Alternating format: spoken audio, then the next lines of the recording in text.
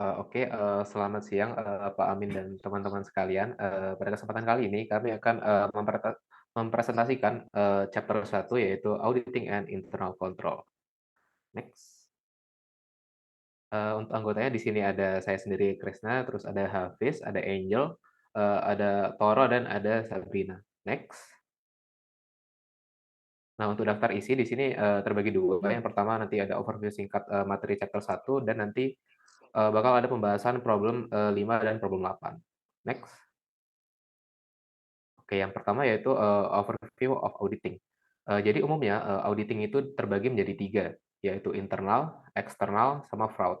Nah, external auditing itu apa sih? Nah, jadi external auditing itu merupakan, pemeriksaan independen yang dilakukan suatu auditor untuk memberi opini tentang, laporan keuangan suatu perusahaan. Nah, auditor ini biasanya, bersertifikat, CPA atau Certified Public Accountant dari firma akuntansi yang independen. Kemudian, ada internal auditing, ini merupakan, penilaian independen yang dibentuk untuk memeriksa dan mengevaluasi, suatu organisasi. Nah, auditor ini biasanya, memiliki, CIA atau Certified Internal Auditor, atau juga, CISA yaitu Certified Information System Auditor.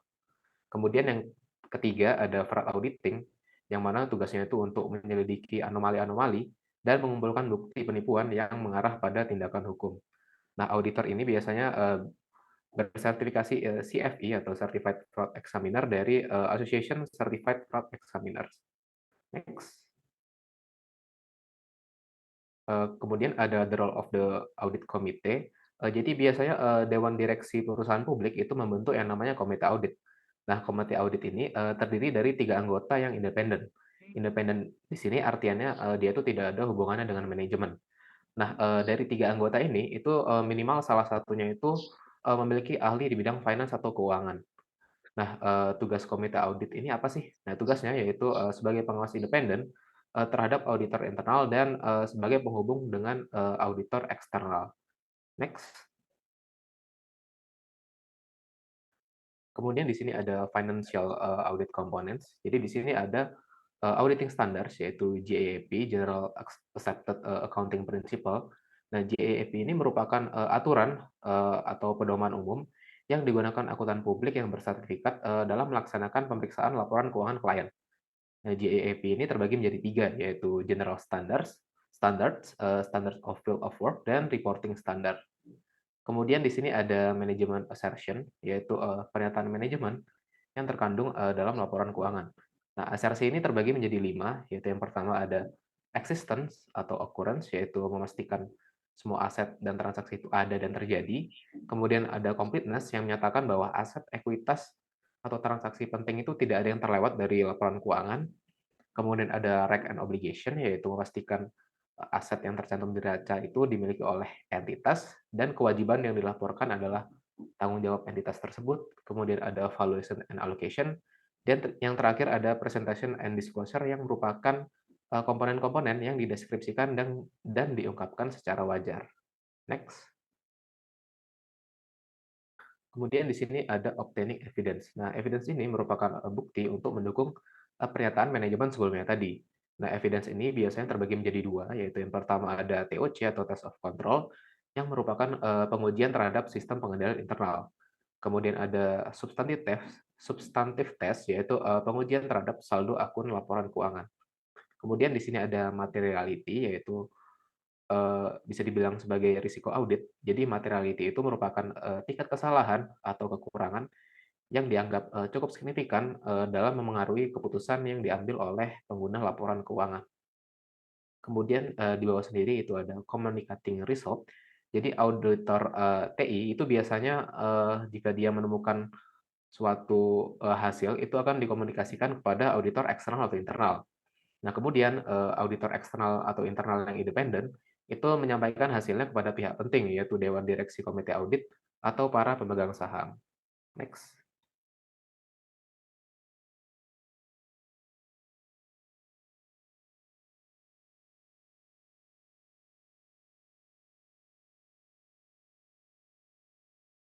Kita masuk ke pembahasan selanjutnya yaitu audit risk.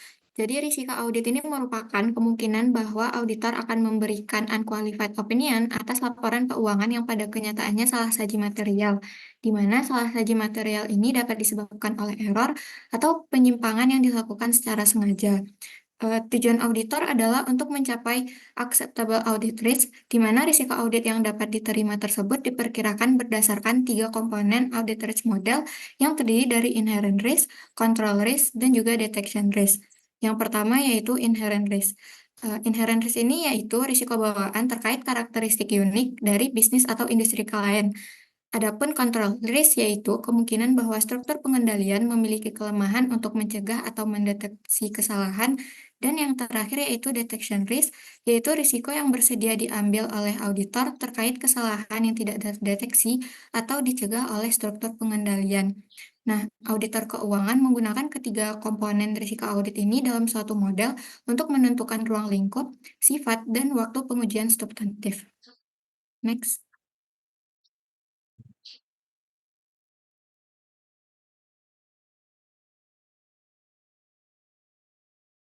Selanjutnya yaitu hubungan antara test of control dan juga substantive test.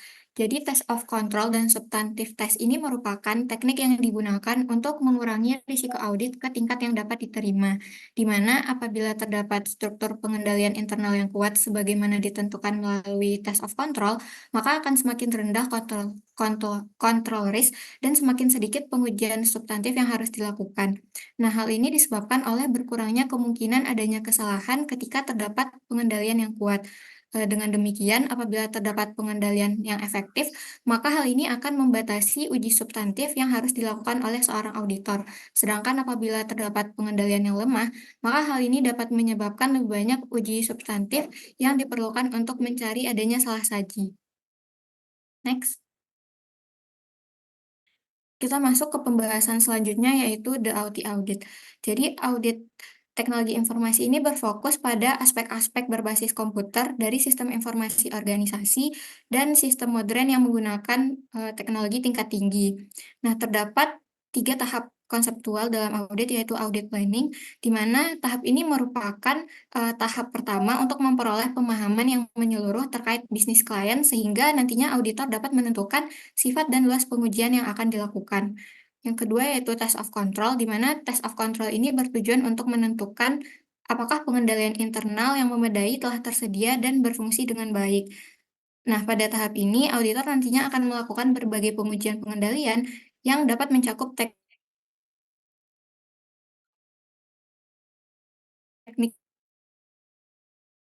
manual ataupun teknik yang berbasis komputer.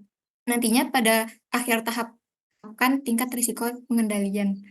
Yang terakhir yaitu substantive testing, di mana tahap ini melibatkan investigasi terperinci atas saldo akun dan juga transaksi tertentu. Dengan melakukan tahap ini, auditor nantinya akan dapat memverifikasi keakuratan setiap akun sampel dan berdasarkan temuan atas sampel tersebut nantinya akan digunakan oleh auditor untuk menarik kesimpulan. Next.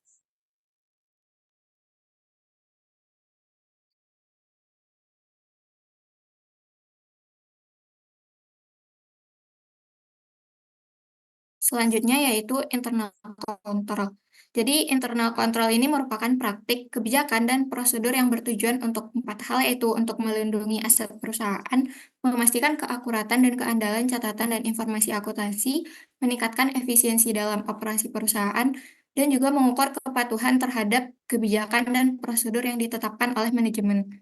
Nah, terdapat empat prinsip-prinsip modifikasi yang melekat pada internal control yaitu manajemen responsibility terkait dengan pembentukan dan pemeliharaan sistem internal control. Yang kedua, metode dalam pemrosesan data, yang mana hal ini dapat dilakukan secara manual atau berbasis komputer.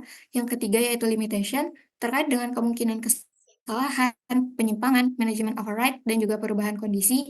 Dan yang terakhir yaitu reasonable assurance, yang memberikan keyakinan internal control telah terpenuhi. Next.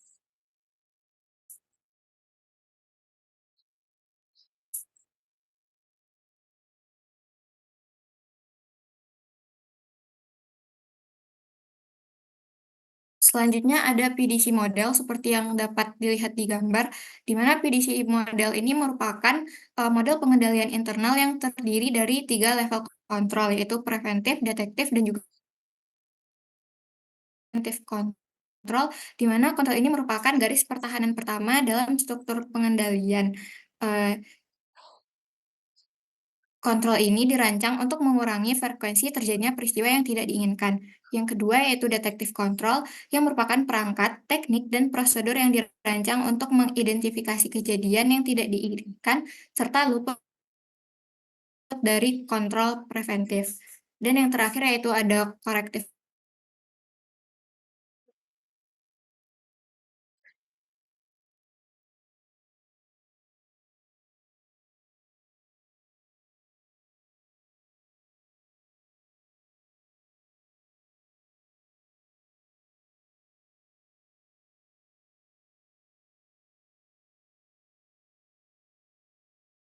Next.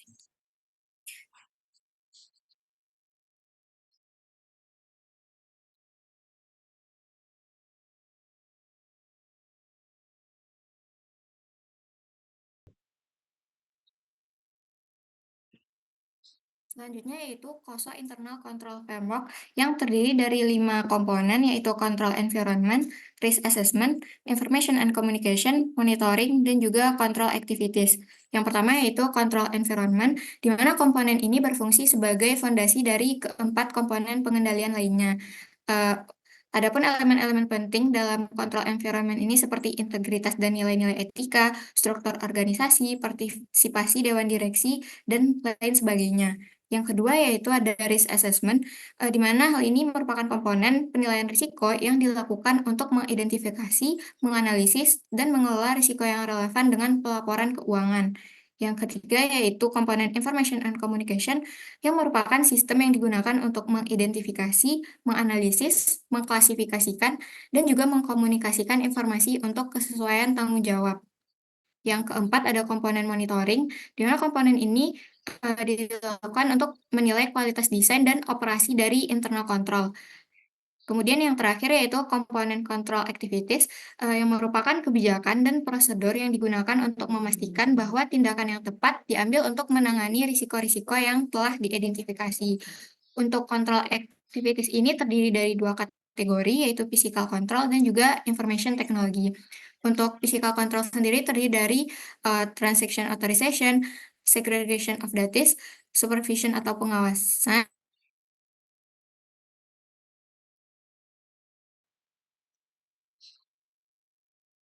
kemudian accounting records, access control, dan juga independent verification. Kategori yang kedua yaitu information technology yang terdiri dari application control dan juga general control. Next.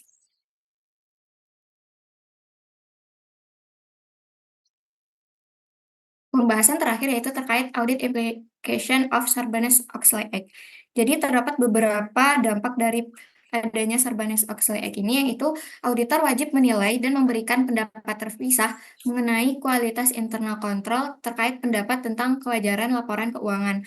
Kemudian, standar PCAOB nomor 5 secara khusus mengharuskan auditor untuk memahami arus transaksi termasuk pengendaliannya.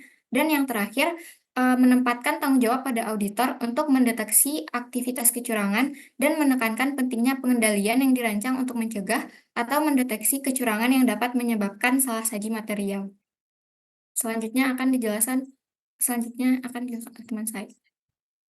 Baik, berikutnya kita masuk ke dalam pembahasan soal itu problem 5 dan problem 8. Nah, problem 5 bagian A, identify the internal control weakness in the cash receipt process.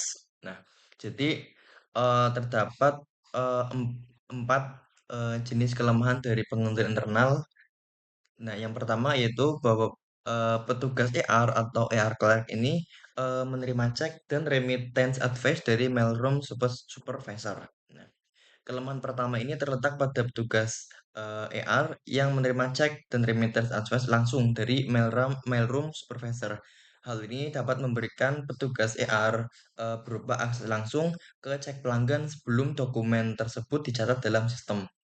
Tanpa adanya pemisahan tugas yang memadai, risiko kecurangan seperti penggelapan dana akan menjadi lebih tinggi karena tidak ada pengawasan tambahan atau verifikasi independen terhadap dokumen tersebut. Nah, yang kedua yaitu mailroom clerks lebih mempunyai akses atas cek dari pelanggan dan pemberitahuan pengiriman uang. Nah, di sini, mailroom clerks yang memiliki akses penuh terhadap, cek dan pemberitahuan pengiriman uang juga, merupakan kelemahan yang, signifikan. Mereka memiliki peluang untuk mencuri, mengubah, ataupun merusak cek sebelum diteruskan ke departemen lain. Akses tanpa pengawasan ini dapat menciptakan celah dalam pengendali internal yang dapat berakibat fatal jika terjadi penyelewengan. Next. Nah, kemudian kelemahan yang ketiga yaitu petugas ER bertugas untuk menyiapkan remittance list secara manual, mengonfirmasi cek serta mencatat kas. Nah, kelemahan ini juga berkaitan dengan segregation of duties. Nah, di mana, petugas ini banyak, banyak memegang tugas untuk berbagai macam, job desk. Nah, dalam pengendalian internal, ketika satu orang bertanggung jawab atas banyak tugas penting yang berkaitan dengan pengendalian kas, risiko terjadinya kesalahan, kelalaian, dan penyelewengan dapat meningkat. Nah, proses ini seharusnya dapat dipisahkan untuk memastikan adanya kontrol silang dan mengurangi risiko kecurangan. Nah, yang terakhir yaitu, masih adanya penanganan dokumen yang sebagian besar dilakukan secara manual. Nah, penanganan dokumen yang masih dilakukan secara manual ini, menjadi kelemahan serius dalam pengendalian internal. Ketergantungan pada, proses manual dapat memperbesar kemungkinan terjadinya kesalahan dari manusia, seperti salah pencatatan atau kehilangan dokumen. Nah, selain itu, proses manual ini juga memakan waktu dan tidak, berjalan dengan efisien, serta dapat memperlambat proses, rekonsiliasi dan pengendalian internal secara keseluruhan. Next. Nah, untuk problem 5B, for each weakness, describe the associated risk. Nah, untuk masing-masing keempat kelemahan, di sini terdapat juga masing-masing risiko yang berkaitan.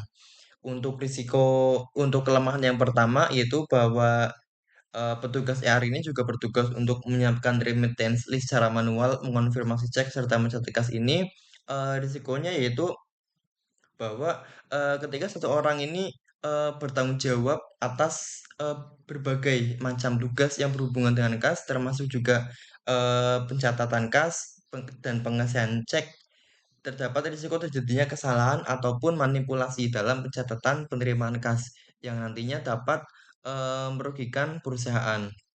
Nah, yang kedua, untuk kelemahan di mana, mailroom checks ini lebih mempunyai akses atas cek dari pelanggan dan pemberitahuan pengiriman uang. Nah, di sini, mailroom clerks memiliki peluang besar juga untuk melakukan penyelewengan, seperti mengambil cek atau memalsukan dokumen pembayaran sebelum diserahkan ke petugas ER. Nah, kelemahan ini dapat menyebabkan kehilangan pendapatan atau penundaan dalam pencatatan penerimaan kas yang dapat merugikan perusahaan baik secara finansial maupun operasional. Pengendalian internal yang lebih ketat termasuk pembatasan akses dan pengawasan tambahan diperlukan untuk mencegah penyelewengan semacam ini. Nah, kemudian, yang terakhir next.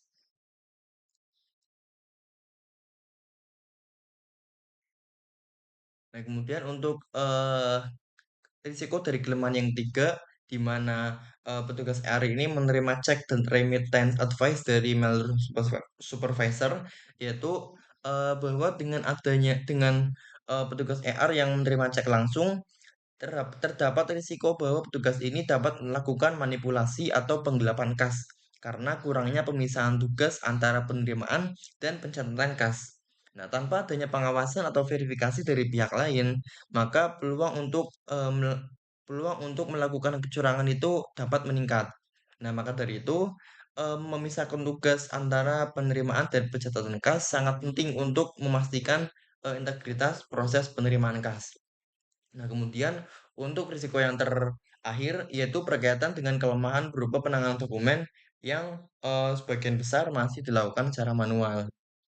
Nah, pengolahan dokumen secara manual ini dapat membawa risiko human error seperti kesalahan dalam pencatatan, kehilangan dokumen, atau keterlambatan dalam proses pencatatan. Setiap kesalahan ini dapat berdampak negatif pada keakuratan catatan keuangan dan dapat menghambat proses bisnis perusahaan. Untuk mengurangi risiko ini, perusahaan perlu mempertimbangkan untuk mengotomatisasi proses pengolahan dokumen dan meningkatkan kontrol terhadap dokumen manual yang ada. Next. Berikutnya, menjawab for each weakness and risk yang ditulis oleh teman saya, provide a possible control activity. Pada risiko yang pertama, AR Clerk menerima cek dan remittance advice dari mailroom supervisor. Nah, possible control activity-nya adalah dengan mengimplementasikan segregation of duties dengan misalkan tugas penerimaan cek dan pencatatan dalam sistem. Misalnya, cek sama remittance harus diterima dan dicatat terlebih dahulu oleh petugas departemen lain kayak Treasury sebelum dikirimkan kepada AR Clerk. Atau gunakan independent verification di mana supervisor dan petugas lain dapat memeriksa kembali pencatatan sebelum diteruskan kepada AR Clerk. Nah, berikutnya yang kedua, Mailroom Clerks dapat lebih memiliki akses atas cetak dari pelanggan dan pemberitahuan pengiriman uang. Nah, possible control activity-nya adalah dengan menggunakan akses kontrol yang ketat untuk bisa membatasi siapa saja yang dapat menangani cek pelanggan. Misalnya ada kotak kunci atau lemari penyimpanan yang cuma bisa diakses oleh orang yang berwenang dan juga menggunakan pemantauan CCTV di area kerja di mailroom. Nah, selain itu, kita juga bisa mempertimbangkan possible control dengan menggunakan proses otomatis pakai teknologi seperti pemindai digital dokumen untuk mengurangi interaksi manual sama cek fisik. Nah, next slide.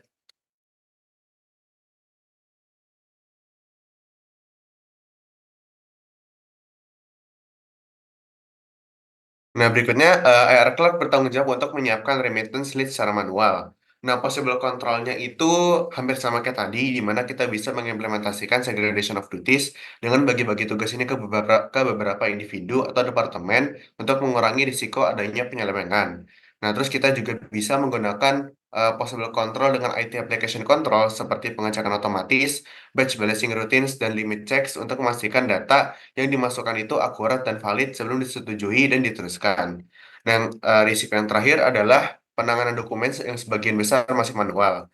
Nah, possible control-nya ini bisa dengan menggunakan otomatisasi proses dengan menggunakan application controls yang mengintegrasikan seluruh proses penerimaan kas ke dalam sistem IT. Contohnya menggunakan digital workflow yang mencakup pemindahan dokumen dan pencatatan otomatis dalam sistem keuangan perusahaan.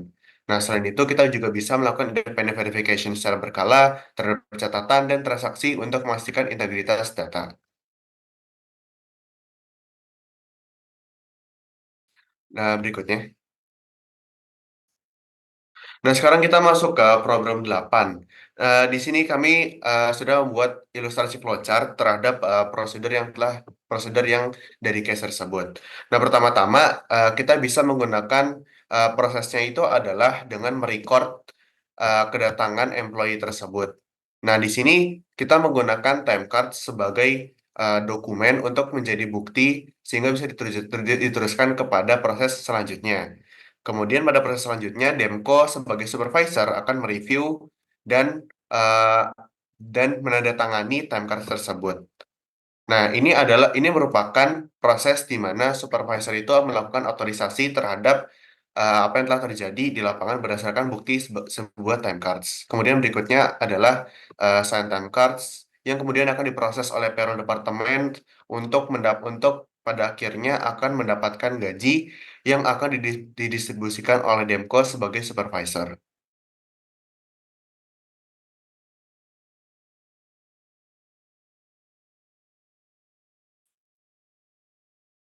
Baik, selanjutnya untuk pertanyaan yang B, yaitu identify any control problems in the system. Nah, yang pertama, kurangnya pemisahan tugas. Nah, dalam kasus ini, Medemko itu memiliki beberapa tanggung jawab penting yang seharusnya dapat dipisahkan. Nah, dia itu tidak hanya mengotorisasikan pembayaran gaji dengan menandatangani kartu, tetapi juga bisa menerima dan mendistribusikan cek gaji kepada pekerjanya. Nah, ini itu memberikan Demko kesempatan untuk melakukan manipulasi atau kecurangan, seperti menciptakan karyawan fiktif atau mengubah jumlah jam kerja yang dilaporkan karena tidak ada pemeriksaan atau otorisasi independen oleh pihak lain. Kemudian yang kedua, kurangnya pemeriksaan independen. Tidak ada pemeriksaan independen atau audit atas pekerjaan Demko dalam otorisasi dan distribusi gaji dalam case tersebut. Jika ada masalah seperti waktu kerja yang salah atau penggajian karyawan fiktif, kemungkinan besar hal tersebut tidak akan terdeteksi karena tidak adanya pengawasan tambahan. Kemudian yang terakhir yaitu kurangnya otorisasi yang tepat. Demko sendiri yang mengotorisasikan pembayaran gaji tanpa persetujuan dari otoritas yang lebih tinggi atau pemeriksaan oleh departemen lain. Ini merupakan kelemahan serius karena memungkinkan adanya penyalahgunaan kekuasaan dalam proses penggajian. Dan terdapat beberapa kesalahan lain atau masalah lain yang dapat muncul seperti kurangnya dokumen, pengabaian terhadap pengendalian sistem yang ada, serta sistem akuntansi yang tidak memadai.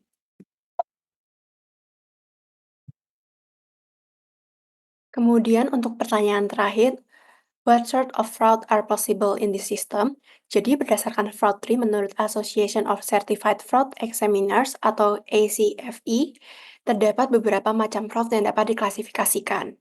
Nah, dalam kasus ini, jenis penipuan yang mungkin terjadi yaitu penyalahgunaan aset, seperti penipuan terhadap penggajian yang bisa dilakukan oleh Demko dan pemalsuan oleh karyawan. Nah, data kehadiran bisa saja dipalsukan dengan tujuan untuk menerima gaji yang sesungguhnya tidak berhak untuk diterima. Hal tersebut tentu penyalahgunaan aset melalui adanya penipuan atas dana gaji yang tidak sah. Nah, kemudian Medemko bisa saja menyalahgunakan posisi perusahaan untuk mempekerjakan keluarganya yang disengaja dengan tujuan mendapatkan gaji padahal tidak benar-benar bekerja. Hal ini termasuk konflik kepentingan atau klasifikasi berikutnya yaitu korupsi. Alhasil terjadilah benturan kepentingan yaitu sebagai kepentingan keluarga maupun pribadi. Kemudian yang terakhir yaitu adanya fraud manipulasi laporan keuangan. Menjadi salah satu klasifikasi fraud yang kemungkinan dapat terjadi dalam sistem tersebut. Meskipun tidak langsung tampak dalam tindakan penipuan, namun sistem penggajian bisa disalahgunakan untuk menutupi manipulasi keuangan. Hal ini bisa dikaitkan dengan kemungkinan pengeluaran penggajian yang tidak sah digunakan untuk mengurangi laba, mencatat aset agar perusahaan tampak lebih baik, dan menipu pemangku kepentingan untuk kinerja perusahaan yang lebih baik. Sekian presentasi atas hasil diskusi dari kelompok kami, kurang lebihnya mohon maaf. Wassalamualaikum warahmatullahi wabarakatuh.